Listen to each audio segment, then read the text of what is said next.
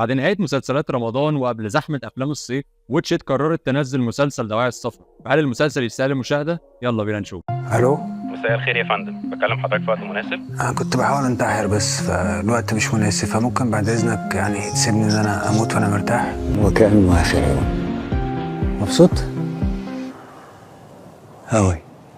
والمسلسل من بطولة أمير عيد والممثل الفلسطيني كامل الباشا والفنانة نادين والشاب الصاعد بقوة أحمد غوزي، ومن تأليف وإخراج محمد ناير. ودي تاني تجربة لمحمد ناير مع أمير عيد بعد مسلسل ريفو الجزء الأول والتاني. والمسلسل بيحكي عن علي والقبطان إبراهيم اللي الظروف جمعتهم إن هم يتقابلوا عشان يكتشفوا إن هم شبه بعض في كل حاجة بتحصل في حياتهم بسبب وحدتهم. علي اللي بيواجه أزمة اكتئاب حاد بعد وفاة والده وإحساس بالذنب إنه ما كانش جنبه، وبيفكر في الانتحار لحد ما بيحصل حدث بسيط، ودي علامة من ربنا إن حياته ما انتهتش وإن لسه في حاجات يعملها والناس محتاجة لها. عشان يقرر علي إنه يأجل انتحاره عشان ينقذ جاره القبطان إبراهيم من أزمة قلبية جت وينقله للمستشفى عشان يتعرفوا على بعض ويأثر كل واحد فيهم في حياة التاني. بكل صراحة أنا عجبني المسلسل جدا، وعجبني اختلافه عن المسلسلات الموجودة على الساحة دلوقتي. تجربة رقيقة على القلب برغم كمية الحزن اللي عايشين فيها البطلين كل يوم. المشكلة إن موضوع المسلسل ممكن يبقى بيحرك مشاعر الناس اللي بتمر بتجربة مشابهة في حياتهم ويقلب معاهم بعياط وحزن كتير من اللي هم فيه. المسلسل برضه كان حريص انه يطبطب على المشاهد ويديله بصيص من الامل ويضحكنا في مواقف كتيره بدون تهريج او اسفاف او محاوله الزغزغه، بل بالعكس الكوميديا كانت فعاله جدا في اضحاك المشاهد. بعد جرعه من الكآبه والحزن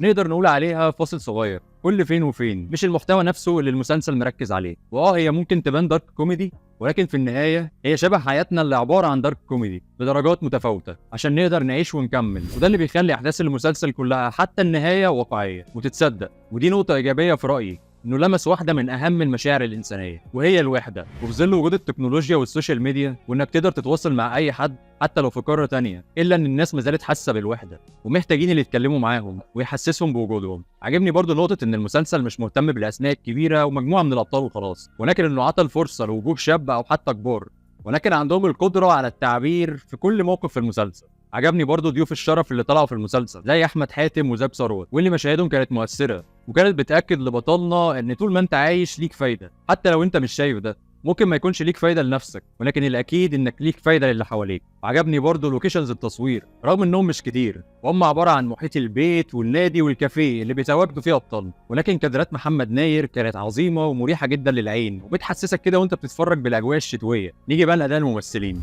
امير عيد في اجتهاد ملحوظ في الدور، ولكن حاسه شبه دوره في مسلسل ريفو حاجه بسيطه، ولكن يحسب له انه حاول يتقمص الشخصيه كويس. وعجبني اداؤه جدا في المسلسل وشايفه في تطور كبير. كامل الباشا ايه السلاسه والبساطه في الاداء ده، الراجل ده فين يا جماعه؟ انا مش فاكر اني شفته في مسلسلات تانية غير في مسلسل غرفه 207. اداء جميل وتمكن قوي للدور، واتمنى اشوفه في اعمال جايه كتير بعد كده. وباقي الكاست ادائهم كان مميز وعجبوني جدا. في النهايه انا عجبني المسلسل ورغم ان كان فيه شويه بطء كده في النص ومشاهد مكرره، ولكن اجمالا انا اتبسطت من التجربه دي. واتمنى اشوف مسلسلات زي دي بتلمس تجارب احنا بنعيشها في حياتنا الواقعيه. واعتقد المسلسل ده نزل في وقت ما خدش حقه في الدعايه، بس الاكيد ان برشح لكم تتفرجوا عليه، ولو عجبكم قولوا لي رايكم في الكومنتات. وبس كده، دي كانت مراجعتنا النهارده. قولوا لي حابين اعمل مراجعه لايه في الحلقات الجايه.